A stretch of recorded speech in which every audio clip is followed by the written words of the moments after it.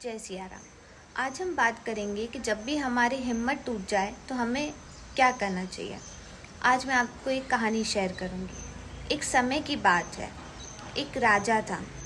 उसके आसपास के सारे राज्यों से बहुत अच्छी मित्रता थी, मीन्स बहुत अच्छी फ्रेंडशिप थी।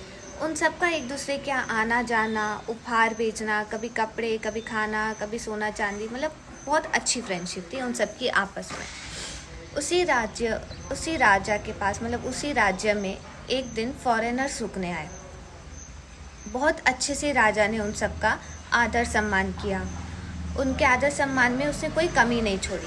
तो फॉरेनर्स ने जाते टाइम खुश होकर राजा को एक उपहार के तौर पर, मतलब एक गिफ्ट के तौर पर एक पत्थर दिया, जो कि बहुत ही सुंदर था। तो राजा ने सोचा मैं इस पत्थर का मूर्ति बनाऊंगा और उसे अपने मंदिर में विराजमान कराऊंगा। राजा ने मंत्री को बुलाया और उनसे कहा कि इस पत्थर की मूर्ति बनवाओ जल्द से जल्द। कुछ समय बाद मंत्री ने राजा की परमिशन लेकर वो पत्थर एक वर्कर के पास ले गए। उसने उन वर्कर से कहा कि आप इसकी भगवान की मूर्ति बना दीजिए और आप जो बोलेंगे वो आपको मिलेगा, प्लस आपको 100 सोने की मोहरें भी मिलेंगी राजा की तरफ से। वो वर्कर बहुत खुश हो गया और वो अपना सारा काम काज छोड़कर उस पत्थर को बनाने के लिए जितना भी सामान चाहिए जल्दी से वो इकट्ठा करके उसे तोड़ने लग गया। उसने बहुत कोशिशें की उसे तोड़ने की। उसने कम से कम 50-60 कोशिशें की, उस पत्थर पर वो हथौड़ी मारी, पर वो नहीं टूटा। तो आखिरकार वो हार गया और उसने मंत्री को बुलाकर वो पत्थर वापस कर दिया और कहा कि हमसे अब ये नहीं बन पाएगा। पर मंत्री को तो उसकी मूर्ति बनवानी ही थी, क्योंकि वो राजा का हुक्म था। तो मंत्री एक छोटे वर्कर के पास गया उस पत्थर को लेकर। उसने उससे सेम बात कही कि इसकी वो भगवान की मूर्ति बना दो और वो 100 सोने की मोहरें वाली बात। उसने काम काज शुरू किया। उसने जैसे ही एक हथौड़ा मारा वो पत्थर टूट गया। उसने भगवान की मूर्ति बनाना शुरू कर दी। मूर्ति बनते ही उसने मंत्री को बुलाया और उन्हें सौंप दिया। और जैसा कि कहा, मतलब कमिटमेंट थी, मंत्री ने उसे 100 सोने की मोहरें दे दी और मुंह मांगी कीमत दे दी।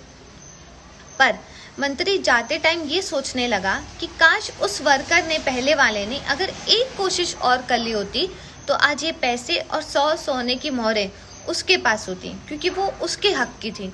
क्योंकि 50-60 बार जो कोशिशें थी वो उसकी थी, इसका तो एक बार करने पर ही वो टूट गया था।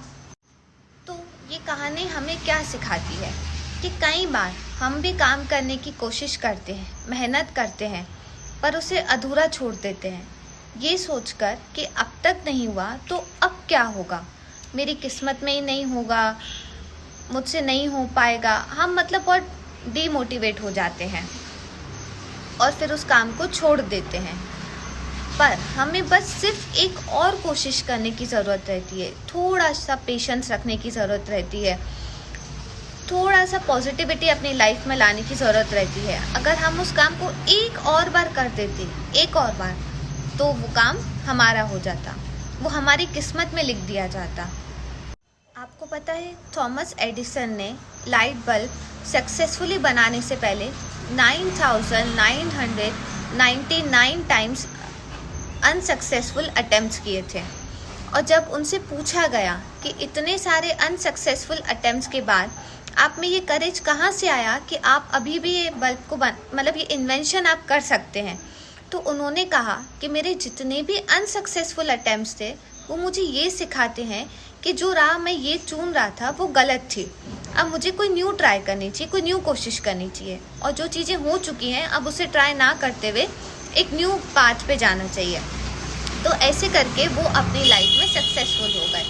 तो ऐसे ही हमें भी अपने सपनों को, अपने उम्मीदों को ऐसे त्याग कर, ऐसे डिसअपॉइंट होकर नहीं छोड़ना चाहिए।